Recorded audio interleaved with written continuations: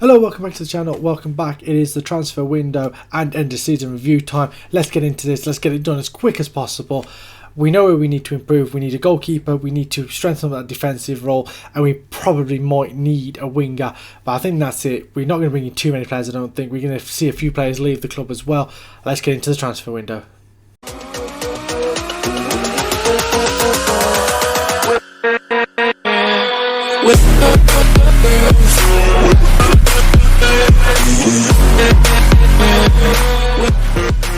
So time for the new arrivals. Jamie Brown, best player, 7.12, 4 goals, 1 assist from 36 games, 39 games for Tulio, 2 goals, 1 assist, 7.1 average rating, 7.06 for Philip Baumann. He got 16 goals in 32 games, 28 starts with 4 assists. Hudson Enrique from Santos. He made 34 appearances, 33 starts, 1 substitute appearance, 7 goals, 3 assists, 7 average. And Ewan McMillan just falling shy of that 7 mark, 6.99. No goals, 4 assists from 34 games, 31 starts, 12.75 million paid for him. Season results, we finished in 9th place. We were expected to finish top half. We did just that. We got a C+. Arsenal won the league on 80 points. We missed out by 5 points on a European place. Liverpool finished in that 7th place. FA Cup, we went out in the 4th round. We beat Coventry 2-0. That was on camera. And then we lost 1-0 to Spurs off camera. And in the Carabao Cup, we lost 1-0 against Bristol City in a game which dominated the second string side, but we just couldn't score in that game. Moments to remember: the biggest win was a 5-1 victory over Leeds in March. Own goal from Norman Brown getting 1 and Philip Baumann getting a hat-trick. Match to remember was the 3-2 victory over Arsenal that was shown on camera. Grisales equalising after a Tielemans penalty, Diaz putting them 2-1 up, and then goals in the 66th and 80th minute from Philip Baumann and Baptiste Dubois giving us a 3-2 victory. That really did turn our season around and probably stopped us from getting sacked this season. And the goal of the season was a 23 metre strike from Tulio in a 2-0 victory over Crystal Palace. We're going to go in and we're going to have a look at that goal right now. Ball out to the right hand side on Rugg. Pulls it back to Neto, lays it off to, takes a touch and just smashes it in from about 25 yards. 2-0. Finances for the season. Sponsorship stayed exactly the same, 38.16 million. Broadcast revenue was down by about 6 million to 95.96. Corporate and hospitality just slightly down from 2.5 to 2.44. Competition prize money was up to 23.28 million from 19.43, and the matchday commercial and retail was down from 1.87 to 1.68. 72,536 shirts sold. Philip Baumann, one of the top shirt sellers, and we made 7.49 in total merchandise sales. And our team lineup, our best team lineup, was Formosano somehow, Dubois, Brown, Suarez and McMillan, Tulio in front of them, Neto and Hudson Enrique, Kozul, Rugg and Baumann. It is the side that you'd expect as well. Record breakers: Baumann getting the hat-trick, most goals by a player in a league match, most clean sheets by a player in the season, Marcelo Formosano, who I've condemned now to selling, and most player of the match awards, Baptiste Dubois with 7. As for the club awards, fans player of the season, 1 Carlos Suarez, young player of the season Philip Baumann, signing of the season Philip Baumann, goal of the season we just saw was Tulio, top goal scorer with 16 was Philip Baumann, most assists was Martin Neto with 8, Baptiste Dubois, as we just saw, 7 player of the matches, he got the most player of the match awards.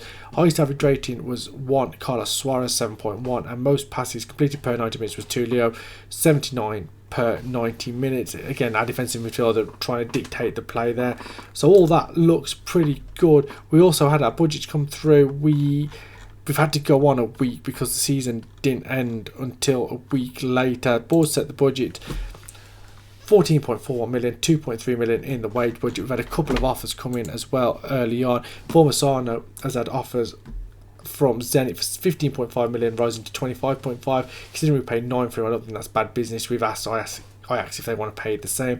Mario Vuskovic has had offers of 15.5, 15, 14.25, those two rising to 19.5 and 20.5, so he will be another one that will probably go out the door. And Carlos Grisales awaiting a work permit for a 22.5 million move to Brentford. We brought him in for 16, going to sell him for 22.5. Decent business, hasn't really made the grade for us this season. If you just go back and have a quick look, 24 games, 1 goal, 3 assists, 6.83, not particularly setting the world on fire. Vuskovic has been here for 2 seasons, we paid 24 million for him, so we're going to lose a little bit on him, but he came in to do a job and he kind of done that job over the years. We're going to look for more positive reinforcements, and Marcelo Formasano, who's going to be heading out 15.5, we brought him in for 9, so decent profit on him as well. Just going to go up and look at it. Club Vision expectation meeting, we are expected to finish mid-table again. That I'm very happy with that, and then we'll work towards being recognised as best of the rest. We're probably just a sign or two off from being best of the rest anyway. Hopefully we can build on that for next season. Discuss the plans. We're going to look to qualify for the Europa League next year. They're not happy with that. Mid-table finish, okay, fine. And then we'll sort out the promises when they come back. Very disappointed they don't think we can push for European football. As for our training camp, we're going to head over to the US of A, I think. And Formasano wins the English Premier Division Golden Glove, which makes it weird that I'm planning on selling him, but the last bit of the season just makes it so obvious that he isn't good enough for this. And then we have 2 players in the English Premier Division Team of the Year. Again, people are saying, why am I selling Formasano? But these last 2 episodes have really shown me that he isn't good enough. He's in the Team of the Year, as is Baptiste Dubois. The rest is made up with Arsenal players, barring Jadon Sancho and Karim Adeyemi at Liverpool and at Manchester City. Oh, and Mbappe as well at Liverpool as well. So, yeah, I think it might be harsh on Formasano, but I'm just not happy with him at all. He's not playing well, and he's had some really poor games towards the back end of the season, and I think his time at the club is done. So Formasano has gone. £15.5 million for him, rising to 25.5. Mario Vuskovic is also going as well, 15.5 million, rising to 19.5. And Carlos Grisales has also gone for 22.5 million to Brentford. That means now we have 30 million in the transfer budget, a little bit of wage budget left over, so we can start trying to bring in some players. And first up, we are trying to bring in Harold Brunig from Borussia Dortmund for 10 million, rising to 25 million. We've offered him a contract, £100,000 a week. There has been another offer gone in for him from Everton for 23.5, so we've got to see how that pans out. We've also made a bid for Marash Kumbala from Bayern Munich. He doesn't want to join, 32-year-old experienced centre-back. We thought he might be the answer. Tried to bring him in. Doesn't want to know. Doesn't want to even be offered a contract by us. So that is off the table. We've been looking at Paxi Perez from Newcastle. Could play centre midfield, out on the left or up front. Between 35 and 42 million. It's a 21-year-old Spanish player. But I don't know whether we need him. There's Daniel here down at Palmeiras as well, who is a left back. 2 gold stars. Could be 3.5 stars, potential to be 5 stars, £5.6 million for the 19-year-old, and another guy here, Naoto Takayama, who can play anywhere in centre-back, midfield, or in that defensive midfield role, but he's 17 to 22 million because he's at Liverpool. So those are 2 players we're currently looking at as well to bring in. Daryl Thompson is another one, 2.5 star player, but he's 24, so I'm not sure how much more he's going to improve and whether he's going to be worth bringing in. We do need to bring in another defensive midfielder, so he's definitely someone on our watch list. He's on the transfer list, but for £10.5 million for a 2.5 star player, I'm not sure how much he's going to improve this side. He's still being scouted in that area, so we'll have a look at what it comes up, but at the moment he is more natural as a central midfielder or attacking midfielder. Anthony Russell, who we spent a lot of money on from Celtic, 2-star current ability, 5-star potential, good first touch, good passing, good technique. He has gone back out on loan to Aberdeen for the second time. He played 33 times last season, got 3 goals, 2 assists, goes back out on loan to them. Spent £16 million on him from Celtic. Good player potentially. He's at that stage now where we need to make the step up, so hopefully he has a good season at Aberdeen, averages above a 7, can come back and hopefully break into our first team. Harold Brunig is a 25-year-old centre-back who is now signed for £100,000 a week, 3.5 star current ability, as a ball-playing centre-back on defend. First touch at 9, which is pretty poor, heading to 14, marking to 13, passing to 11, tackling 16, techniques 10, vision 7, which is slightly disappointing. Physicals are all pretty good, stamina, natural fitness are good, strength is pretty good, jumping reach maybe could do with a point or 2 higher, pace is 13. I think that definitely improves that centre-back option. If you just look here on the star rating wise, we had Juan Carlos Suarez and Jamie Brown as our 2 centre-backs. We had nothing really apart from that. Harold Brunig comes in as our second best centre-back on star rating, so that definitely bolsters that centre-back option up. and we just need to keep bringing in the right players now. This is a very, very important transfer window because we don't have an awful lot of money to be able to bring in lots and lots of players. We just need to bring in the right players, and I feel like Harold Brunig is the right player at this time. So we've signed Daniel, who can play all up the left side, 2-star current ability, 5-star potential ability, physical's pretty good for a 19-year-old, jumping reach is pretty poor, he's only 5'6", determination is good, work rate, vision, teamwork are all okay for 19, passing is pretty good, technique's pretty good, first touch and dribbling, crossing could do with a couple of more points higher, definite player that can really, really get better and probably be a star for us. He doesn't class as a wonder kid, just as a fairly determined fullback, but I think there's definitely potential there, especially if we can get him out on loan for a season or two, that he could be a very, very good player in the future for us. Also, as you just see here, he's valued between 19.5 and £27 million, so we could definitely make a profit on this guy. We're just going to offer him out on loan right now, see if we can get a deal for him and get him some game time. So we are 2 weeks out from the start of the season, and I believe now that business is all done. We have brought in Joseph Tamara from Manchester United, 7 million, rising to 8.25. He's a goalkeeper. Whether he'll be first choice or backup,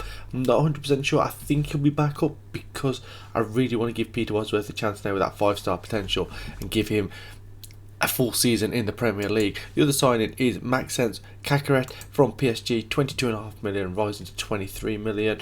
If you just move down here to that defensive midfield role on support, first touch 15, passing a 16, marking and tackling a 13 and 12.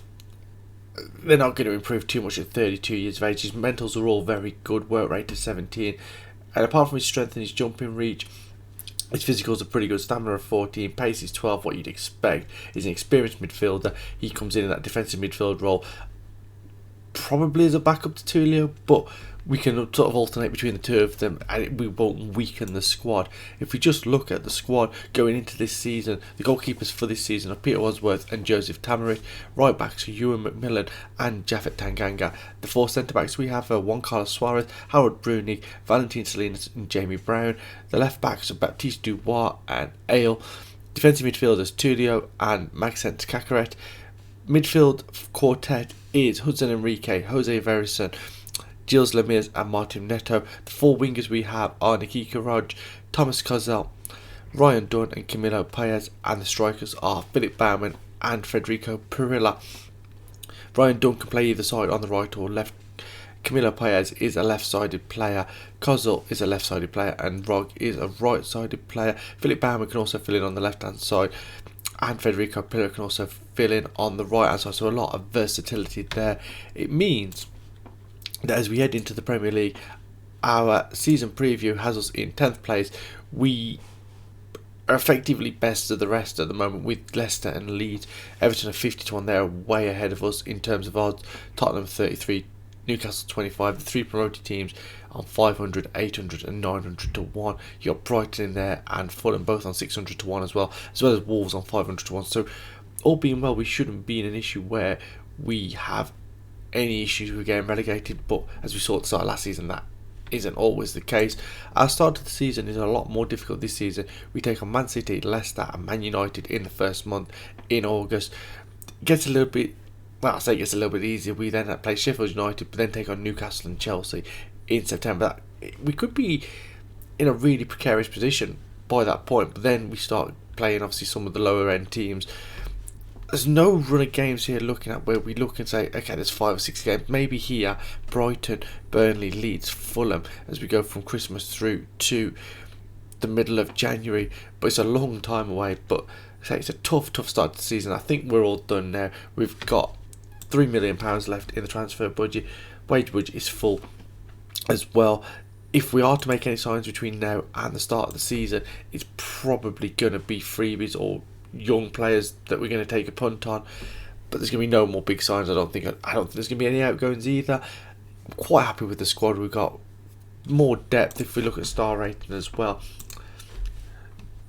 Ale, Ryan Dunn, Camilo Paez are all 2.5 stars, but they've got a bit more potential to move into. Ale probably got the least of the potential, but he's been here a little while now and he hasn't really played much for us.